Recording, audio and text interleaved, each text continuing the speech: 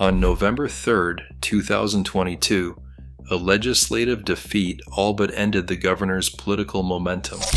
7 months later, he signed a land option for $94 million, covering 1,200 acres near 28.5244 degrees north, gambling on a $2.1 billion project that must deliver 4,500 jobs and break ground by September 1st, 2024. If this is his redemption moment in real estate, the clock is ticking. But can a single land deal reverse political fate, or will it expose everything at risk? Official records from the Florida legislature in late 2022 contain no trace of a dramatic defeat. The so-called spaceport zoning bill that some insiders reference never reached the floor for a vote. Committee journals remain silent, and the public calendar shows only routine business on November 3rd. Yet in the weeks that followed, a project memo began circulating through the governor's office, its language blunt, its tone urgent. Freedom of Information Act requests later revealed a flurry of emails between November 4th and November 28th, as staffers debated next steps and drafted new talking points.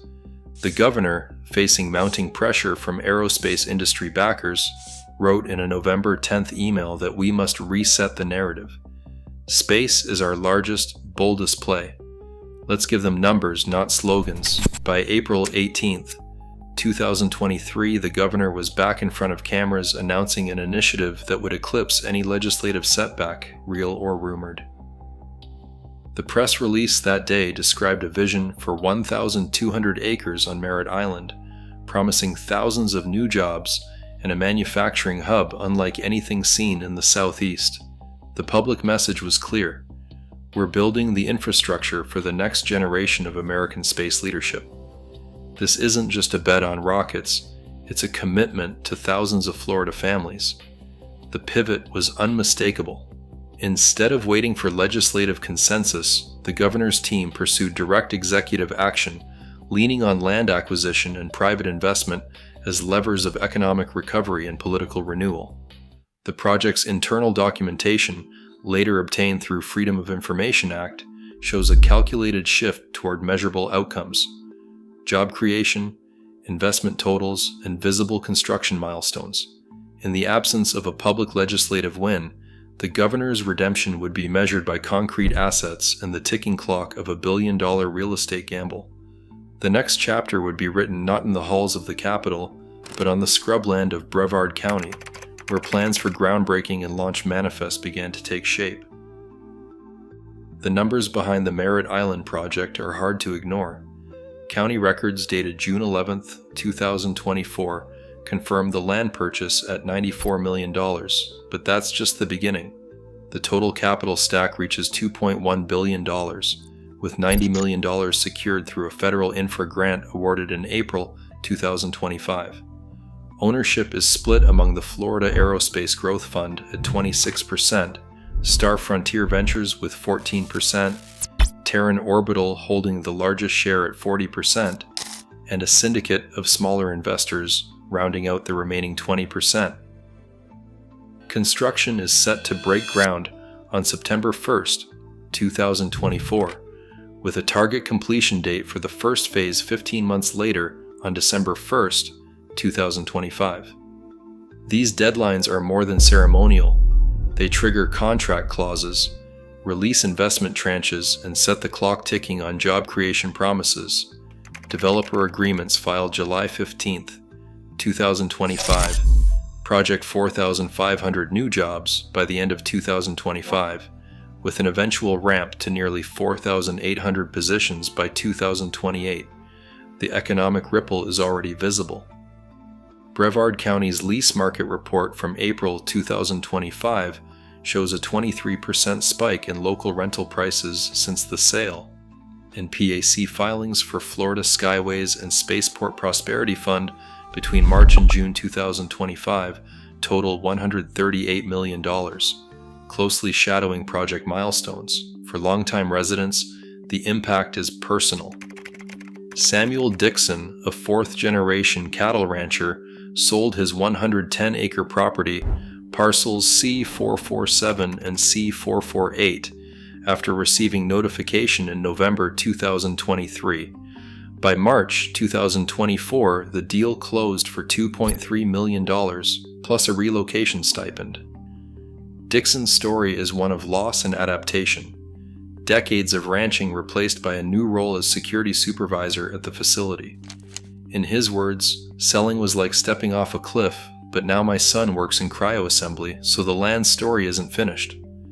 The stakes for Dixon and for the thousands of jobs promised are tied directly to the project's ability to meet its deadlines. Every month's delay threatens not just construction budgets, but the livelihoods and futures of families across Brevard County. The countdown begins not with a rocket launch, but with a spreadsheet.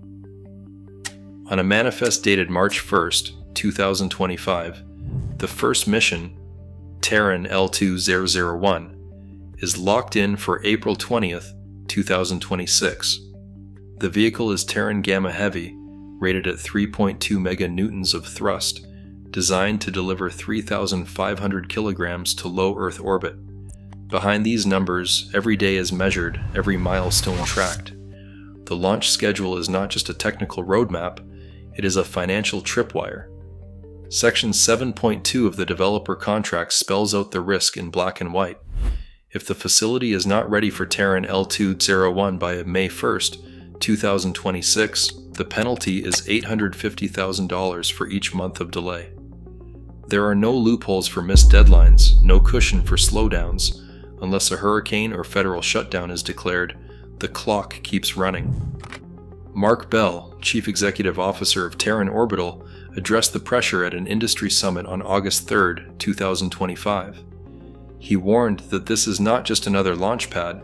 The scale, 660,000 square feet, means we are building and launching from the same ground.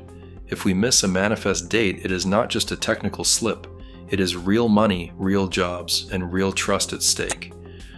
The manifest table reads like a line of dominoes. NASA ComSat 34 is scheduled for May 24, 2026, with a 4,800 kilogram payload. EagleSat JV-07 is listed for July 10th. Intelsky Relay 8 is listed for September 12th. Each mission depends on the site being fully operational, with integration bays, fueling lines, and clean rooms certified and ready. Any delay with Terran L2001 ripples forward, threatening to push every contract into penalty territory. For project managers, the damages clause is more than a legal formality. It is a constant reminder that the margin for error is measured not in weeks, but in dollars and reputations. As the manifest moves from paper to reality, the community's hopes for jobs and growth are now tied to a relentless, unyielding clock. Rows of folding chairs filled the county auditorium on March 12, 2024, as 154 residents signed in for the first public hearing on the Merritt Island project. The meeting minutes, logged and posted under state transparency law, recorded a steady stream of concerns: loss of cultural sites, rising rents, and the fear that promises would outpace protections. Attendance swelled to 203 by the April 5th session, with environmental noise and long-term impact on local wildlife topping the agenda. By May 12, 2024, the tone had shifted. Negotiations between county officials and community advocates resulted in a formal concession: the creation of Section X, a cultural artifacts monitoring panel, with a mandate for annual reporting and oversight. Chandra Littlecrow, a member of the Muskogee Nation and lead voice for the Section X panel, spoke at the May hearing. Her statement entered into the public record: "This land holds centuries of memory for our people." The agreement for archaeological preservation is a good first step, but we demand ongoing oversight and transparent reporting. The panel's authority extends to unannounced site visits and the power to halt construction if new artifacts are discovered. The oversight does not end with cultural concerns. The Office of Inspector General has confirmed an independent audit of all project-related political contributions and land transactions scheduled for publication in November 2025. Legislative review is calendared for March 2026, with a mandate to re-examine job creation claims and community impact metrics. These layers of scrutiny, public hearings, cultural concessions, and scheduled audits form a web of accountability around the project.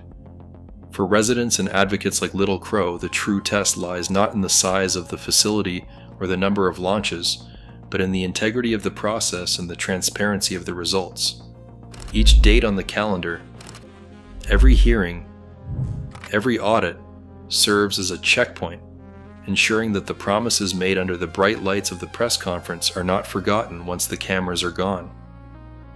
Today, over 1,200 acres of Florida real estate hold more than economic promise. They anchor a test of public trust. As ground breaks, every delay, contract clause, and job created is measured. For leaders and citizens alike, accountability in real estate is not just policy, it is the new battleground.